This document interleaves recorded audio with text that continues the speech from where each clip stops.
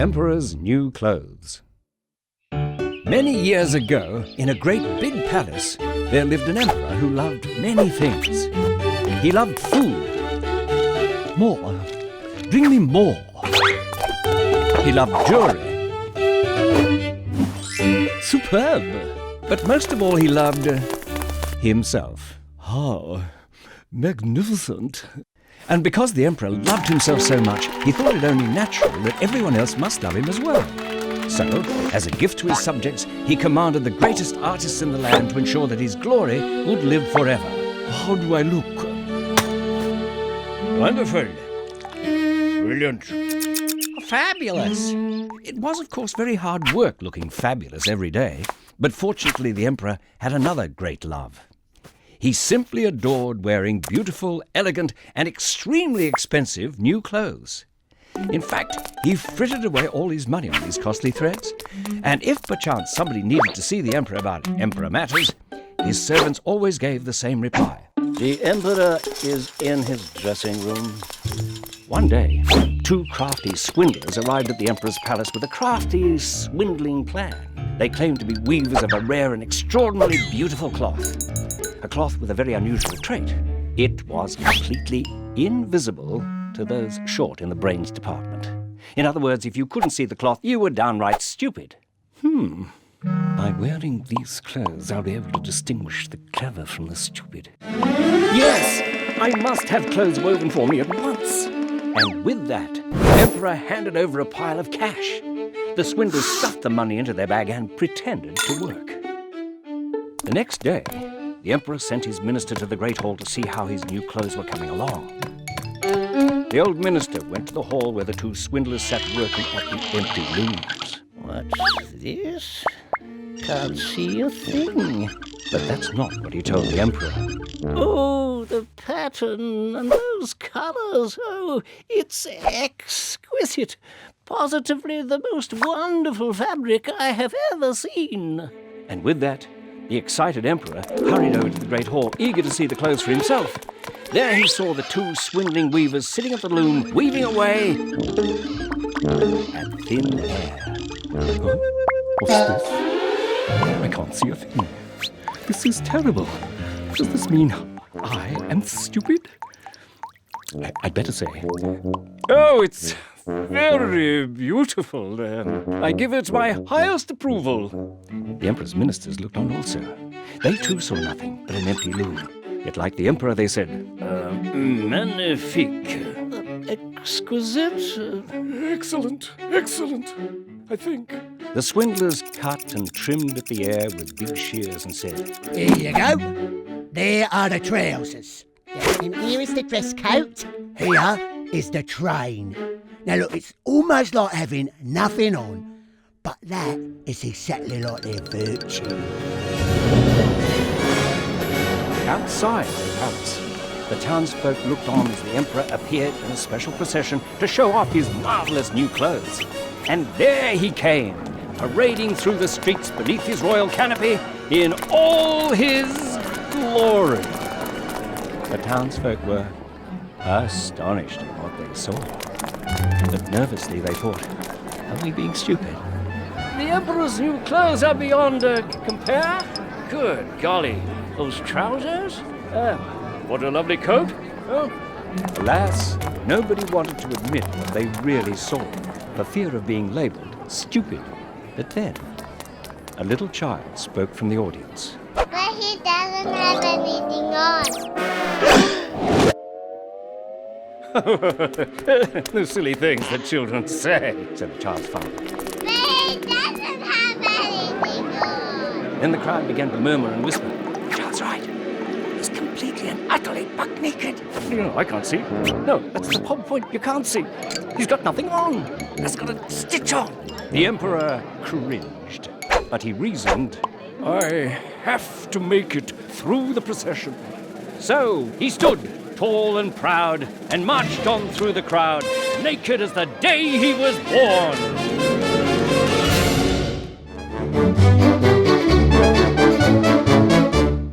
The Magic Clogs.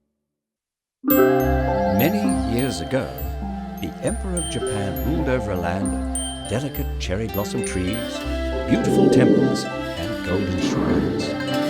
But while the countryside was rich in ornament, the towns were home to many poor people. One of them was a young boy called Taro, who lived with his mother on the outskirts of the great city.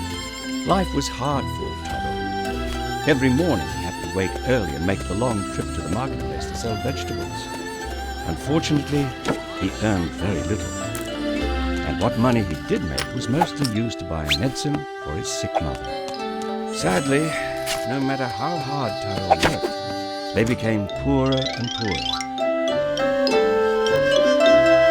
Desperately, the boy decided to seek help from a rich uncle. Uncle Gonzo was known throughout the town for his tight-fisted and miserly attitude. Sure enough, when Taro worked up the courage to ask him for a loan, Uncle Gonzo became very angry. A loan? You must be mad. I'm not about to give my precious money to a little worm like you. Sick at heart, he sat under a tree and wondered what to do next. Oh, what's wrong with you? Why aren't you laughing and playing like all the other boys your age?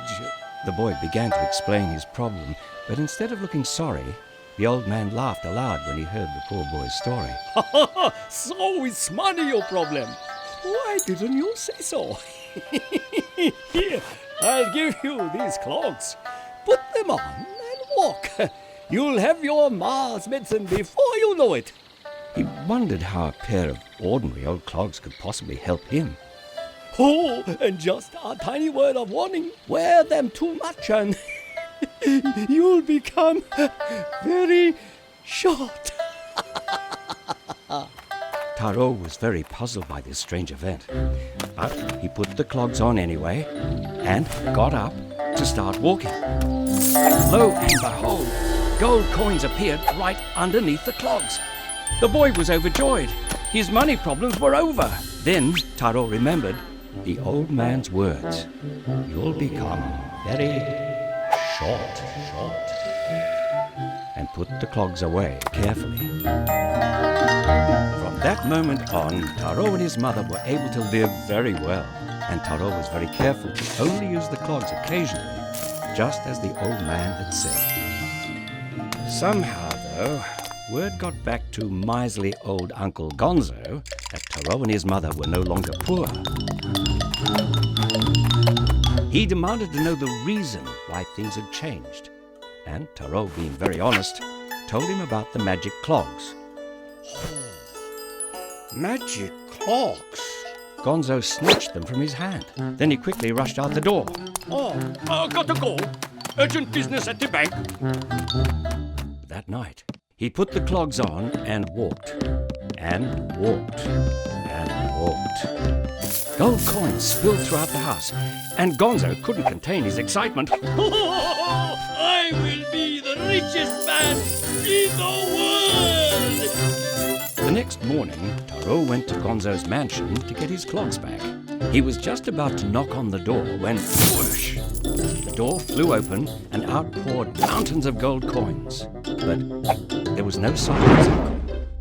Then a tiny voice screamed, My gold! My gold! My gold! My gold! Taro looked down, and there was Gonzo, tiny as a finger, and still clinging onto the clogs.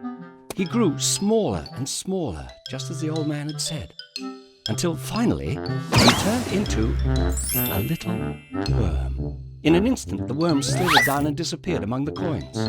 The boy shook his head sadly, then picked up the clogs and headed home.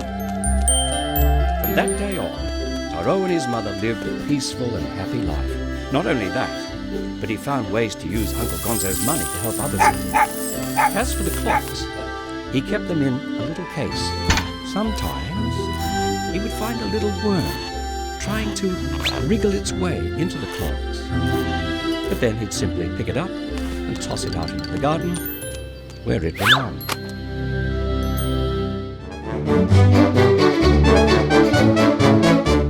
Puss in Boots. In a far-off land, in a far-off time, there lived a poor miller who had 3 sons. As the miller was growing old, he decided to give his sons everything he owned. such as it was. To the eldest son he gave the mill itself, and to the second eldest he gave his donkey. But the only thing he had left for his youngest son was a cat. That's it. Sorry, son. The youngest son wondered how he could possibly make his fortune with only a cat. Perhaps all I can do is eat it. The cat had other ideas. Now let's not be hasty. Just give me a bag and a new pair of boots and you'll see what I can do. The young master didn't have high hopes, but he did as the cat asked. With a stylish pair of boots and a bag slung around his neck, the puss strode out into the world. First he went to a field where he caught a nice black rabbit which he put into his bag. Then he went to the palace and asked to see the king. The king didn't usually receive cats, but he was curious. Wearing boots, you say? This I've got to see. In the throne room, the cat gave a low bow and presented the rabbit to the king. A gift from my master, your majesty. The king asked who the cat's master was, and the cat announced grandly, The Marquis of Carabas. The Marquis of Carabas, of course, said the king, having no idea at all who that was. A few days later, the cat caught a fine pair of partridges. Then he went to see the king again. Another gift from the Marquis of Carabas, your majesty. Partridges. How nice. Give the Marquis my best, won't you? And so it went on, with the cat regularly stopping by the palace bearing gifts, and the king regularly wondering who this generous Marquis could be. One day, the cat heard that the king was going for a drive beside the river with his beautiful daughter, the princess. He ran to his master. Take off your claws and jump into the river, and your fortune will be made. Trust me. Somewhat puzzled, the young man did as he was told. As the king's carriage drove up, the cat began calling, Help! Help! Help! The Marquis of Carabas is in trouble! The king stopped his carriage. What's all this then, cat? Sire, while my master was bathing, a thief stole his beautiful clothes, and now he has nothing to cover his nakedness. The princess giggled. But the king ordered the servant to fetch one of his best suits for the Marquis to wear. Once dressed in the royal finery, the young master looked handsome, rich, and every inch a real Marquis. The king was impressed, and the princess even more so. Ask him back to the palace, Daddy. Go on. Marquis, would you care to join us? Delighted, Your Majesty. So the young man stepped into the royal carriage where he and the princess promptly fell in love. The cat's plan was starting to work, but he wasn't done yet. Running ahead of the carriage, the cat came to a magnificent castle owned by a magical ogre. The cat raced in to see him. People say you can turn into any animal you choose. Surely that can't be true? The ogre growled. Not true. Watch this. And he turned into a lion. The puss trembled. But a huge fellow like you couldn't possibly turn into something tiny, like a mouse? At once, the ogre changed into a mouse, and at once, the cat swallowed him up in one gulp. The cat raced outside just as the royal carriage drove up. Welcome to my master's humble home, Your Majesty. The king looked around at the castle in amazement. The Marquis looked even more amazed, and the princess was suddenly more in love than ever. That night, after a sumptuous feast, where the cat made sure the king's glass was never empty, the king nudged the young man. You know, I think you'll make a fine son-in-law, my boy. So, the next day, the Marquis married the princess, and they all lived happily together in the castle with the cat, who never had to catch another mouse as long as he lived.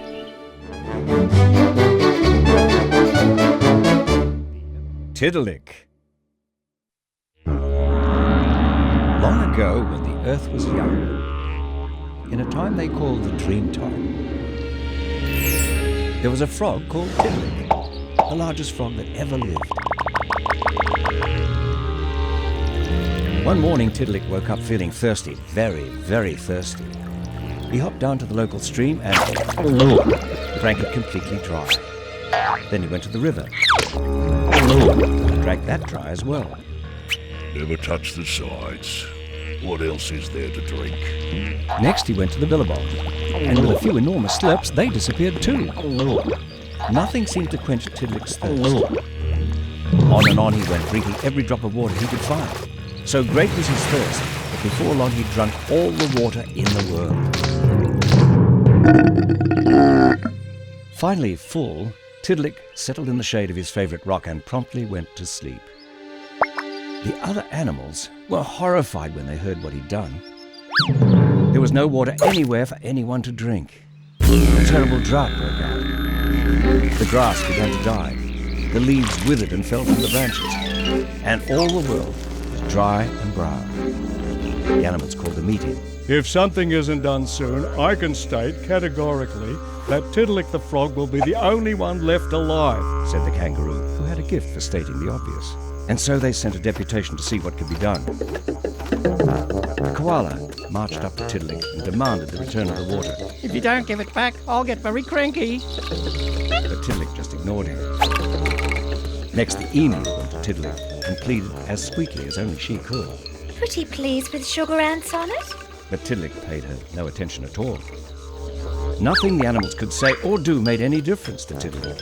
He just sat in the shade of his favourite rock and slept the day away. Finally, a wise old wombat had an idea. If we could make Tiddalick laugh, his mouth would open and all the water would come flowing out. Everyone agreed it was worth a try. But how could they make him laugh? We should do something funny, said the kangaroo, stating very clearly what had been clear all along. And so, one by one, the animals tried everything they could think of to make Tiddalick laugh. The kookaburra started with a laughing demonstration. Now repeat after me.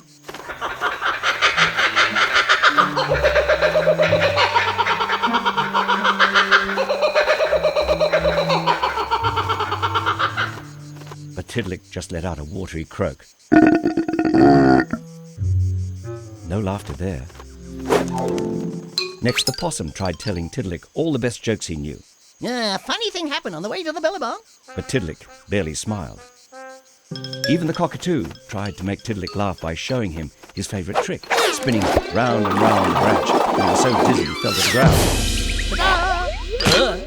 But not even the cockatoo's acrobatics could make Tiddalick laugh. The animals were getting desperate. Trying to make Tiddalick laugh was thirsty work, and there was nothing to drink anywhere. Suddenly, another creature slithered up to join them. It was the eel, who lived in the now dry billabong. He couldn't tell jokes or pull funny faces or even do special tricks. All he could do was dance. Not just any dance, mind you. He would dance a special eel's dance. The other animals didn't think it sounded very funny, but they were desperate. So they agreed to let the eel try. And so he began. He wriggled and squirmed and squiggled and turned. He twisted and twirled so much doing his special eel dance that he ended up tying himself in a complete knot. Tiddalick's eyes opened wide when he saw the eel in a tangle. The corners of his mouth started to twitch. Then a low rumbling started deep in his belly. Soon an enormous smile crossed his face and he started to giggle. Quietly at first, then louder and louder, till suddenly his whole body erupted in an enormous laugh.